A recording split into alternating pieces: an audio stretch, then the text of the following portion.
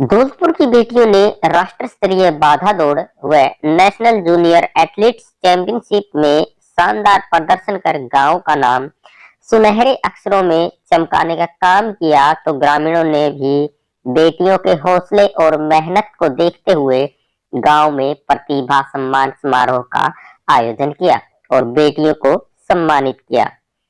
खुशबू कश्यप ने super 8 India में शामिल होकर 5वां स्थान हासिल किया और गांव का नाम रोशन करने का काम किया।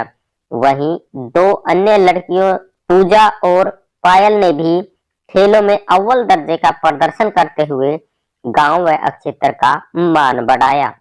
गांव की बेटियों द्वारा हासिल उपलब्धि ने बेटियों के लिए आगे बढ़ने का रास्ता खोल दिया और बेटी बचाओ बेटी पढ़ाओ और बेटी खिलाओ नारे को सार्थक करते हुए मजबूती प्रदान की।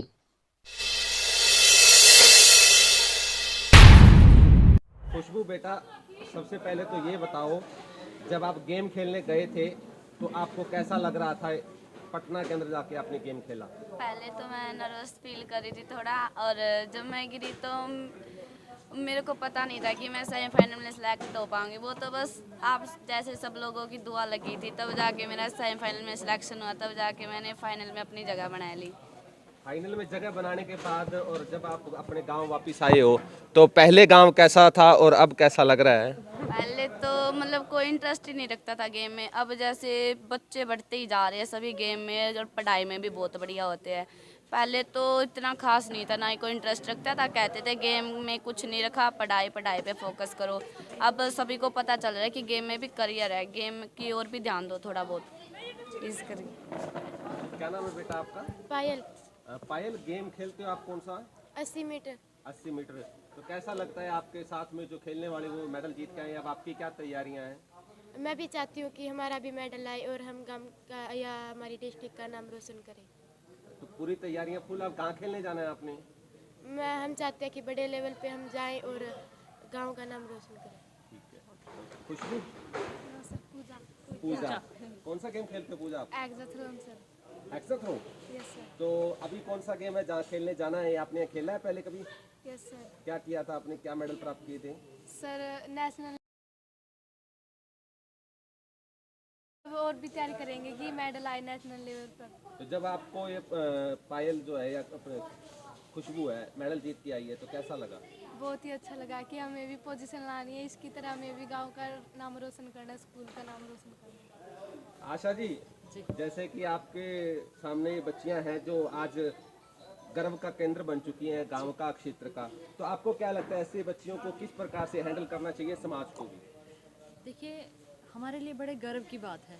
दौलतपुर गांव से आप देख सकते हैं कि 3 बेटियां हमारी हैं जिन्होंने नाम रोशन किया है। ऐसे ही खेदड़ गांव की मैं बात करूं, वहाँ स्वीटी बुरा है, स्वीटी सहारण, वो बेटी भी वहाँ मेडल लेकर आई है कबड्डी में। और ऐसे बहुत से बच्चे, और आप देख सकते हैं कि सब बेटियां हैं। तो कहीं ना कहीं माता पिता को एक बात तो समझ आ गई कि बेटा बेटी का फ़र्क मिटाना होगा। जो कहीं ना कहीं माता पिता के दिमाग में एक चीज़ होती थी कि बेटा ही नाम रोशन कर सकता है या आपके परिवार को आगे बढ़ा सकता है, वो चीज़ तो साफ़ हो गई कि बेटियां भी नाम रोशन कर रही हैं और आपके परिवार का नाम आगे बढ़ा रही हैं। तो समाज से ये कुरीति तो धीरे धीरे समाप्त हो रही है। अब अगर कहीं ज़रूरत है तो कुछ ऐसे परिवारों में जहाँ बेटियाँ बहुत कुछ कर सकती हैं, लेकिन चाहे समय का अभाव है, चाहे धन का अभाव है, वहाँ कहीं ना कहीं किसी कमी की वजह से वो रह जाती हैं। तो वहाँ उनका आर्थिक रूप से भी सहयोग किया जाए और मानसिक रूप से भी उनको तैयार किया जाए, बस इतना प्रयास और करने की आवश्यकता है। गठबंधन की सरकार जो है क्या कर रही है गाँवों के अंदर? खासकर किस प्रकार से ध्यान दिया जाएगा खेलों के ऊपर? शायद भारतीय जनता पार्टी ने जितना खेलों को लेकर ध्यान दिया है, इससे पहले किसी सरकार ने नहीं किया। और आगे भी हमारे माननीय मुख्यमंत्री मनोहर लाल जी की बात करूं, मैं केंद्रीय हमारे जो नेतृत्व हैं नरेंद्र मोदी जी की बात करूं, हर एक का सिर्फ एक ही विचार है कि सबका साथ, सबका विकास, सबका विश्वास जीत कर, चाहे वो खेल की बात हो, चाहे स्वास्थ्य की बात हो, चाहे शिक्षा की बात हो, हर क्षेत्र में हर प्रकार से हर समाज आगे बढ़े, इसीलिए प्रयास किया जा रहा है। खेल मंत्रालय जो है वो शायद मुख्यमंत्री जी के पास ही है। जी। तो आप क्या संदेश यहाँ से लेके जाएंगे और इन बच्चों के लिए, इस गांव के लिए आप क्या लेके आएंगे? देखिए, जिस चीज़ की हमें आवश्यकता है, जैसे कहीं अगर स्पोर्ट्स की हमें लगता है कि बच्चों को इंडोर जिम की, क्योंकि बेटियां हैं, कई बार होता है महिलाएं हैं वो ओपन में नहीं खेलना चाहती या काम नहीं करती हैं, तो इंडोर जिम की अगर ये कहें तो वो सुविधा हम प्रयास करेंगे इन्हें मिले। महिलाओं के लिए एक विशेष जो हमारे हरियाणा प्रदेश की सरकार द्वारा मुहिम शुरू की गई, ये है महिला संस्कृति केंद्र। वो हर गांव में खोले जा रहे हैं। ई लाइब्रेरी बच्चियों के लिए स्पेशल रूप से खोली जा रही है। तो इन सब चीज़ों को ध्यान में रखते हुए जहाँ कहीं भी किसी भी चीज़ की आवश्यकता बहन बेटियों को महसूस होगी, सरकार पूर्ण रूप से उनके साथ खड़ी है। आप खेलों के उत्थान की बात कर रहे हैं कि सरकार ने किया, जी, जमीनी स्तर पर क्या कुछ उकलाना हल्के में आप लाएंगे कि जिससे खेलों का विकास हो? देखिए, मैंने जैसे आपसे अभी कहा, पीछे योगशालाएं खोली गई बच्चों के लिए। कहीं स्पोर्ट्स ग्राउंड की अगर ज़रूरत रही तो सीएम साहब की तरफ से स्पेशल मैसेज था, किसी भी गांव में सिर्फ ग्राउंड के कारण कोई कमी ना रह जाए। खेलों के सामान के लिए अगर कहीं आवश्यकता है तो सिर्फ उस वजह से कोई बच्चा पीछे ना रह जाए। ऐसा कुछ भी कहीं डिमांड है तो गांव के जो सरपंच हैं उनके रेजोल्यूशन पे दे दें, या गांव के जो कोच हैं उनके द्वारा एक जो लेटर है वो दिया जाए, तो जिस चीज़ की भी आवश्यकता होगी वो हर सामान समय पर मुहैया करवा दिया जाएगा। कैल साहब, आज आपके स्कूल की बच्चियों ने खेलों के अंदर नाम रोशन किया और कार्यक्रम था, हाँ जी, तो क्या कहना चाहते हैं? बहुत अच्छा लगा कि जिसने भी सहयोग किया, जिसको भी हमने कॉल की, सभी पधारे, चाहे पत्रकार साथी हो, मीडिया के कर्मी हो, चाहे और जो भी गणमान्य व्यक्ति बुलाए थे हमने, सभी एक तो समय पर और एक ही काल में पधारे। इससे पता चलता है कि अगर कुछ भी बेटियां करेंगी या लड़के करेंगे तो लोगों के अंदर ये तो है भी हम उनका मान सम्मान करें। तो यही समाज में संदेश जाता है कि अगर कोई भी बच्चा आगे बढ़ेगा तो उसका सहयोग करने के लिए हर तरह के व्यक्ति तैयार है। रामफल जी, जैसा कि आप इन बच्चियों के पिता भी हैं और कोच भी हैं, तो दोनों भूमिकाओं को निभाते वक्त आप किस चीज का ध्यान रखते हैं खास? देखो जी, मेरे दिमाग में एक ही जुनून है जी, ये बेटियां नेशनल नहीं इंटरनेशनल मेडल लेके आई जी।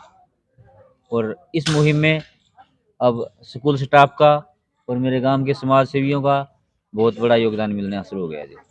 ये बहुत ही बढ़िया संदेश है। जैसे जब आपने शुरू किया था तब परिस्थितियां कैसी थी, और आज आपको गांव की जो परिस्थितियां हैं, जो उनका समाज का है, वो कैसा माहौल आपको लग रहा है? देखो जी, सबसे पहले तो एक लड़की की शुरुआत की थी। मेरी लड़की जब कच्चा पैर के कबड्डी खेलने लगी तो लोग ताने मारने लगे, बोले देखे छोरिया ने केस चमला हुआ है। फिर मैंने मेरी लड़कियों को कबड्डी लड़कों के साथ खिलानी शुरू करी तो लोगों ने फिर ताने मारे। लेकिन ताने मारते मारते जब लड़कियों ने कुछ करके दिखाया तो पेरेंट्स अपनी लड़कियों को ग्राउंड में भेजने लगे, और स्कूल मैनेजमेंट को मेरे पे विश्वास हुआ, भाई वहाँ पे बच्चे सेफ है, लड़कियां जाने लगी। ऐसे करते हुए मेरे पास अब 50 लड़कियां हैं जी। इन 50 में से 8 लड़कियां तो मेडल विजेता है जी। तो अब जैसे कि कुछ कमी है, क्योंकि ट्रेनिंग जो है, देखो गांव में आप रहते हो, किस चीज की आपको कमी अब महसूस हो रही है? किसी मतलब इंस्ट्रूमेंट की, या किसी जिम की, या किस चीज की कमी आपको लग रही है? देखो जी, वैसे तो सुधार की गुंजाइश हर कहीं रहती है। आप ये देखो, इन लड़कियों के पास हर्डल का इवेंट है। पहले हर्डल नहीं थी, वैसे टायर पे कूद के प्रैक्टिस करते थे। अब हमारे गांव के चौधरी आदित्य लांबा जी ने इन लड़कियों को हर्डल दी। हर्डल लेने से इस गुड़िया ने 3 महीने में इतनी जबरदस्त तैयारी कर दी जी। अब ये नेशनल स्तर पे बहुत बढ़िया इम्प्रूवमेंट दिखा के आई है जी। और कुछ जिम का सामान भी दिया है, और अब फिर गांव वालों में जागृति आ चुकी है, भाई इन बेटियों में प्रतिभाएं हैं, ये हमारा नाम इंटरनेशनल पे भी रोशन कर सकती है। अब चारों तरफ से हाथ बढ़ना शुरू हो गया है जिनके लिए। शिवरान साहब, जैसे कि आपको गांव की बेटियां जो है, आप कब से देख रहे हो इनको, जब से ट्रेनिंग करवा रहे हैं कश्यप, तो क्या महसूस होता है आपको खुद अपने गांव के विकास के अंदर खेलों में? वैसे तो दौलतपुर खेलों में हमेशा आगे रहा। पहले पुराने टाइम में कबड्डी में हरियाणा पंजाब के जो भी मैच होते थे, यहाँ के जो खिलाड़ी टीम भी बहुत बढ़िया थी। उसके बाद क्रिकेट ने काफ़ी साल धूम मचाई है, और अब कुछ सुनापन सा आ गया था पिछले 5-6 सालों में। तो पहले तो हमारे किनारा से संदीप कुंडू थे, उन्होंने कोशिश करी, परंतु रामफल भी उनके सहयोगी थे। धीरे धीरे रामफल ने पूरी जिम्मेवारी ली। सबसे पहले अपनी 2 गुडियों को ग्राउंड में उतारा, और इन्होंने कोच के तौर पर भी, पिता के तौर पर भी, और फिर गांव वालों को भी विश्वास हुआ कि भी बढ़िया काम कर रही हैं लड़कियां, और रामफल भी उनकी बड़ी निगरानी कर रहे हैं। तो इन्होंने अकेले दम पर कुछ गांव वासियों के सहयोग से लगातार मेहनत की, और बच्चों ने इनकी मेहनत को पूरा किया, और बढ़िया ढंग से जहां भी जिस भी स्पोर्ट्स में, कोई ग्रामीण खेलों में या सरकारी फेडरेशन के गेम थे, उनमें पहुँच कर इन्होंने, अब ये जो फेडरेशन एथलेटिक्स के गेम थे, इनमें इन तीनों गुडियों ने हरियाणा से क्वालिफाई करके नेशनल में खेली है। और इन 2 गुड़ियों ने पार्टिसिपेट किया चौथे राउंड में। हरी और रामफल की जो लड़की खुशबू है वो तो फाइनल में पहुंच के सुपर 8 में सिलेक्शन हुआ उनका जी। बहुत अच्छा काम किया जी। सभी लड़कियों को मैं बधाई दूंगा मेरी तरफ से जी। और अजीजा जी, आप एक पत्रकार भी हैं और साथ में आप साइकिलिंग के कोच भी हैं, तो आज खेलों के अंदर ओनली यहाँ पर अगर आपने देखा तो एथलीट्स और कबड्डी और इन खेलों पे ज्यादा ध्यान दिया जाता है। आपको क्या लगता है अन्य खेलों के ऊपर भी ध्यान देने की जरूरत है? क्या स्कोप है किसी प्रकार का? देखिए रघुवीर जी व हमारे पत्रकार साथी, खेल कोई भी है, खेल का हर खेल बराबर है। अगर हम ओलंपिक में मेडल लाते हैं, चाहे वो कबड्डी का हो, हालांकि कबड्डी खेल नहीं है ओलंपिक में, स्विमिंग हो, एथलेटिक हो, साइकिलिंग हो, खेल सब समान है। लेकिन हम इक्विपमेंट और इसकी बात करें, हमारे जो सोच और धारणाएं रहती हैं कि हम कबड्डी का कोई क्षेत्र बटे हुए हैं।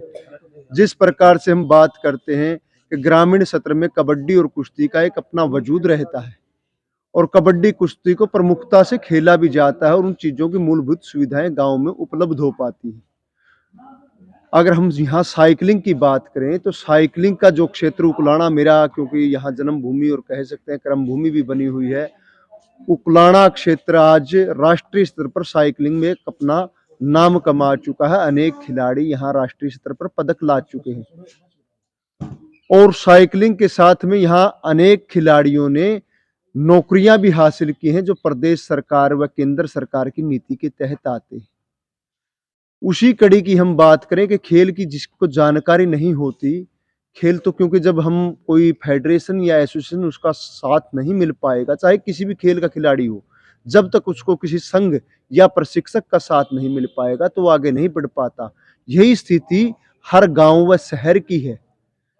हम खेलते तो जब कोई भी खेल है, खिलाड़ी खेलता है तो उसको हम एक भावनात्मक रूप से खेलते हैं, एक टाइम पास कह सकते हैं उस खेल को। जब हम प्रोफेशनल रूप से खेल खेलेंगे तो वो जिला, राष्ट्रीय, अंतर्राष्ट्रीय स्तर पर खेलने का उसको मौका मिलेगा। वो तभी मिल पाएगा। हालांकि हम जमीनी स्तर पर ढूंढे तो खिलाड़ी क्या पता ओलंपिक से भी ज्यादा अपना प्रदर्शन करते हों, लेकिन उसको जब मौका नहीं मिल पाता या उसको प्लेटफॉर्म कहते हैं प्रशिक्षण, जब वो उस सत्र का नहीं मिल पाता तो वो पिछड़ जाते हैं क्योंकि उसको मालूम ही नहीं कि क्या खेल है। अगर हम बात करें, एक साइकिलिंग से मैं जुड़ा हुआ हूँ, साइकिल हमारे देश के अत्यधिक लोग चलाते हैं लेकिन उसको जानकारी नहीं कि एक साइकिलिंग भी खेल है। क्योंकि मैंने भी जब शुरुआत की, बचपन से मैं साइकिलिंग से जुड़ा हुआ रहा हूँ, तो लेकिन हमें मालूम नहीं था कि साइकिलिंग भी कोई खेल है। जब वो उससे जुड़ा तो उसके अंदर हमने राष्ट्रीय स्तर पर पदक भी हासिल किए और उसके बाद में यहाँ क्षेत्र हम कह सकते हैं कि उकलाना जैसे क्षेत्र से हमने वो खिलाड़ी तरह से जिन्होंने राष्ट्रीय स्तर पर सोना जीता और इसी कड़ी में एक उपलब्धियां भी हासिल की। तो यह एक बहुत बड़ी उपलब्धि होती है जब एक प्रशिक्षक ही उस चीज को तराशने का काम करता है। तो मैं खिलाड़ियों से भी अनुरोध करूंगा कि वो खेल को ये न समझे कि फलाना खेल छोटा है। खेल हम कोई भी खेले तो उसको ये सोचे कि राष्ट्रीय ही नहीं, अंतर्राष्ट्रीय स्तर पर उसकी मान्यता होनी चाहिए। सबसे बड़ी बात तो ये है, मान्यता के साथ में वो खेल आगे बढ़ पाता है। नौकरियां सभी को बराबर है, सरकार उन चीजों को मौका भी देती है। तो मैं यही सभी से निवेदन करूंगा, खेलों के अंदर अपना प्रोफेशन देखें, तभी वो आगे बढ़ पाएंगे।